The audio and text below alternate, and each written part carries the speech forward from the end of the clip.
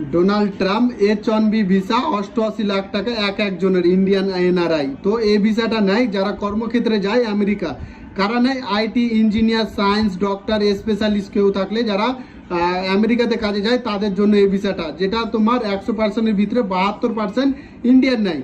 তারপরে আবার কি বলছে অন্ধভক যে আমেরিকার সবাই আসবে, 50,000 টেকিস যারা আসবে তোমার ইন্ডিয়াতে একদম পুরা বিশ্বগুরু হয়ে যাবে। বিশ্বগুরু কিভাবে হবে? ইন্ডিয়াতে আসলে তোরা ওভার সাপ্লাই হবে, ইন্ডিয়াতে আসলে তার স্যালারি কম হবে, তোমার ইন্ডিয়াতে আসলে তোমার ইন্ডিয়ার যেটা আরও বলছে যে ব্যাঙ্গালুরু যে আছে ব্যাঙ্গালুরু বুম করবে, ব্যাঙ্গালুরু ট্রাফিক যেটা আছে ওটা সামলাতে পারছে না এখন, আবার 50,000 যখন আসবে এটা ট্রাফিক সামলা পসিবল।